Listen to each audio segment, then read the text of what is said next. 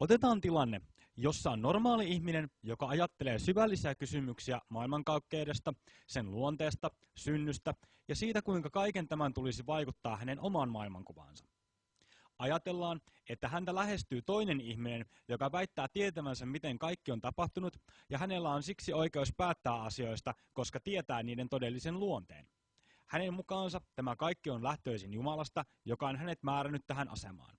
Hän on siis teisti. Looginen reaktio tähän on pyytää todisteita tämän Jumalan olemassaolossa, tai yleensäkin kysyä, mistä tämä tieto on peräisin. Tässä vaiheessa ei vielä tarvitse tehdä mitään olettamuksia tuon Jumalan luonteesta, vaan tässä pyydetään tietoa siitä, miksi teisti uskoo, mitä uskoo.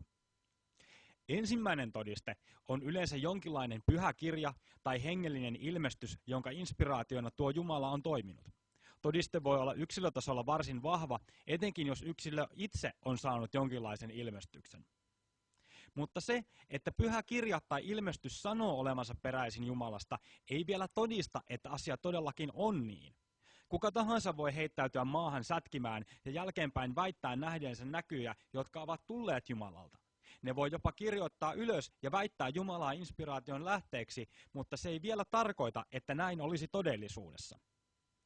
Tarvitaan siis lisää todisteita, ja yleensä teistit tarjoavat tässä vaiheessa sitä faktaa, että maailmankaikkeus on olemassa ja se tarvitsee luojan.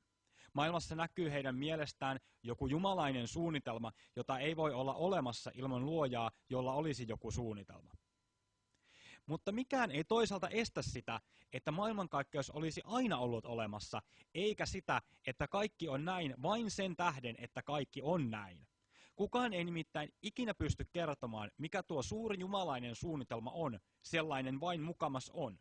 Kummassakin tapauksessa asiat ovat niin kuin ovat, ilman että niihin kukaan olisi voinut vaikuttaa, joten jumalaisen suunnitelman näkeminen maailmankaikkeudessa on vain todisteiden tarkastelijan halua nähdä jokin suunnitelma, ei todiste siitä, että sellainen suunnitelma varsinaisesti olisi olemassa. Koska kaikki teistin esittämät todisteet Jumalasta voidaan nähdä jommankumman näiden todistetyyppien muutoksina, voidaan todeta, että yhtään varteenotettavaa todistetta Jumalan olemassaolon puolesta ei ole. Siksi ei ole mitään syytä olettaa, että Jumalaa olisi olemassa, eikä mitään syytä uskoa toisten olettamuksia hänen olemassaolostaan. Ajattelijamme on nyt siis ateisti. Se, mikä on äärimmäisen tärkeää huomata, on, että ateistimme oli ateisti jo ennen kuin koko keskustelu alkoi. Ateismi tarkoittaa yksinkertaisesti sitä, että henkilöllä ei ole uskomusta jumalhahmoihin. Mutta ennen kuin joku muodostaa aatteen Jumalan olemassaolosta ja siten Jumalan käsitteen, ei ole kenenkään järkevää sanoa, että ei usko Jumalaan. Ateismia voi olla vasta siinä vaiheessa, kun teismin käsite on luotu. Jos joku haluaa saada ateistin muuttamaan mieltään ja uskomaan Jumalaan, tulee hänen tarjota todisteita Jumalasta, eikä niin, että ateismin lähtökohta ei olisi muka oikea ennen kuin hän todistaa Jumalan olemassaolon.